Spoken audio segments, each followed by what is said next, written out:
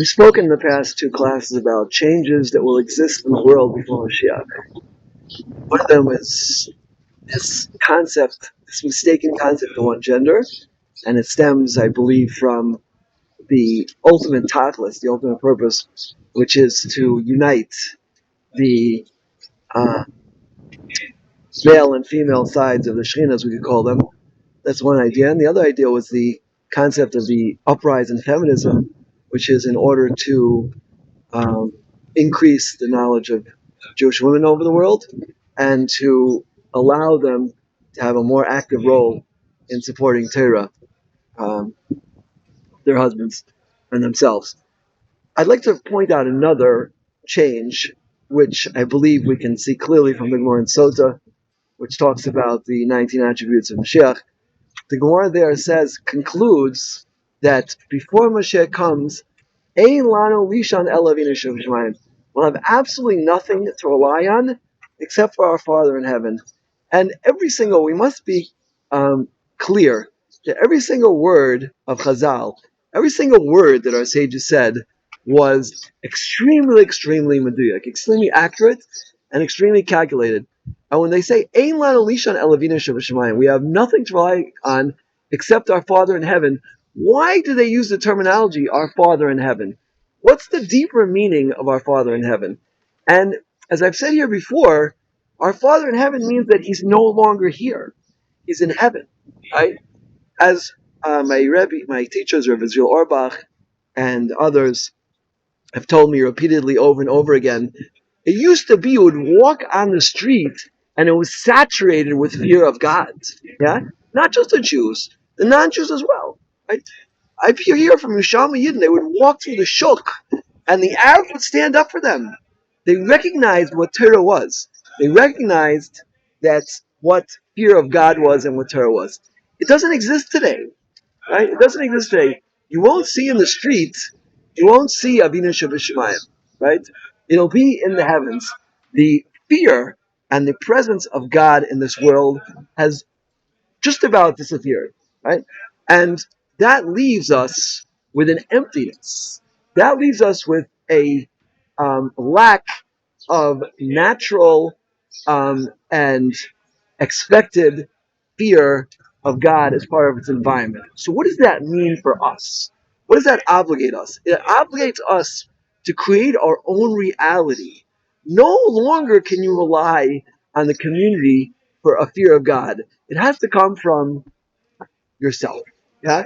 A self-generated, and that could be by listening to shirim such as this, it could be by opening up Sfarim, it could be working on Emunah and Bitachon.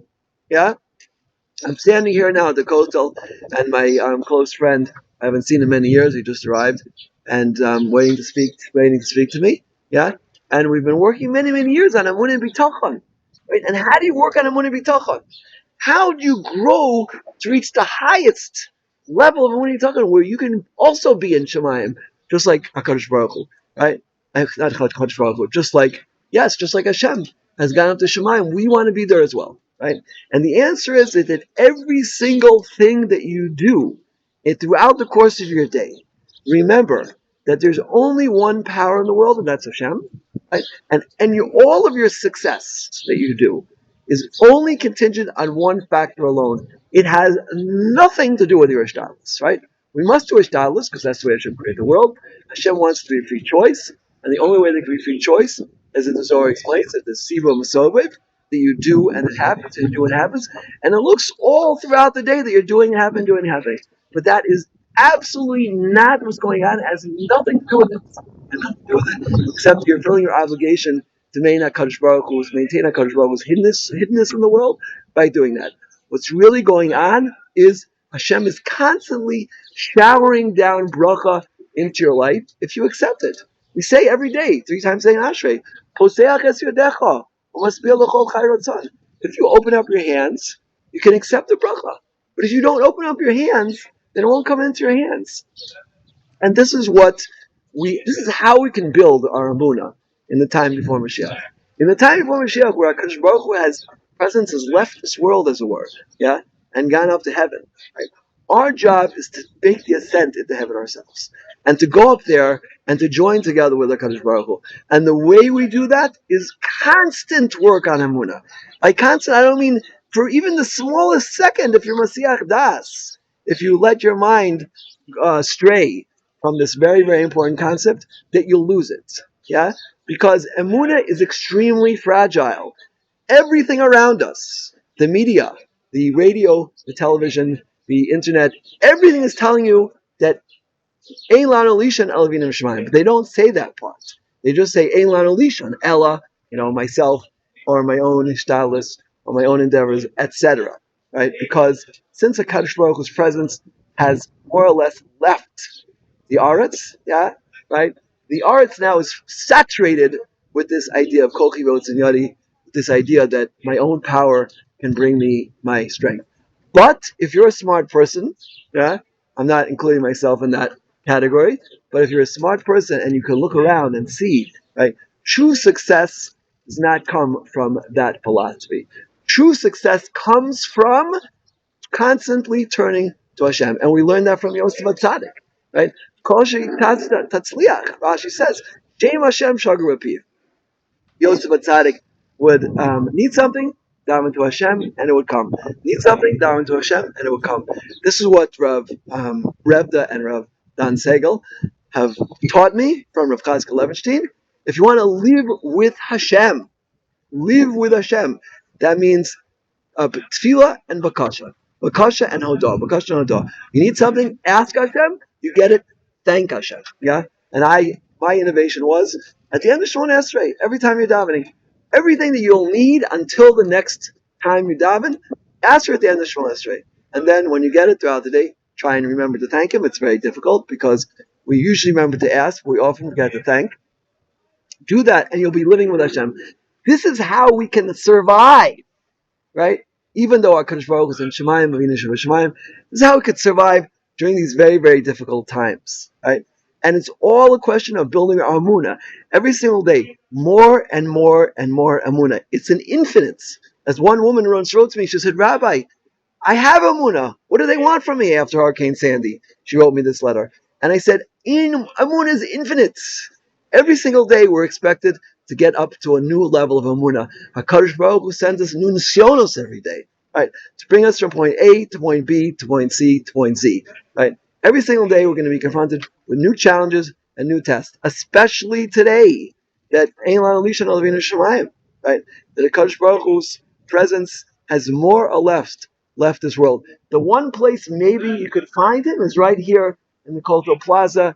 Even though it's freezing cold, there's still quite a lot of people here outside davening to HaKadosh Baruch Hu for Yeshua's and for salvation in all areas. So, again, I'll conclude with this point. Since the time for davening has come, right? Strengthen your Amunah daily. Don't let up, right? If you feel achalishas, if you feel weak in your Amunah, so grab yourself and say, Ein lanu lishan ela v'nei Shemayim, Ein om levado. Right, Rav Haminer, who wrote a wonderful sefer on Bitachon, he wrote a sefer Eved HaMelech as well. Right, he says, pick one pasuk and make that your pasuk. And whenever you feel weak in Amunah and Bitachon, say that pasuk. It could be Ater Es Ladas Ki Hashem Elokim Ein Olam Levado. That's a really good one. And there's hundreds of other ones. Yeah, you look in his book and you'll see. HaKadosh Baruch Hu should help us to always be strong in Amunah and not to let up even for the slightest moment. Yeah, and if we feel we're going down, reverse the trend and go back up. In the schus of that, you'll see tremendous bracha in your life, just like Yosef Atzadik, Kol Sheyataz Tatzliach. Everything he did was Matzliach, right? Because remember, the most powerful thing that we have in this world is the Shem Hashem. When you call out to Hashem, as Rav Shimshon Pincus explains in the Sefer Sharon B'Tfilah, right? HaKadosh Baruch Hu has created the world. He doesn't get involved unless you ask Him to. He doesn't get involved unless you ask Him to. When you say the Shem Hashem, He comes to the situation, right? Shem Hashem Akra, right? Yogan, Sarav Yogan himself is Shem Hashem Akra, right? Sarav Yogan, the worst possible things could happen, as we say in Tehillim, with Shem Hashem Akra. Cry out to Kadosh Baruch Hu, and He will help you immediately. Kadosh Baruch Hu should help all of us to have Yeshua Gedolah, everyone who needs it, whether it be Parnasa, whether it be in Shalom Bayit, Chinuch, or in health. All areas Hashem should help us. He should always be with us, and we should see His presence daily in everything we do. Amen. Kain. Tiyeh Ratzon.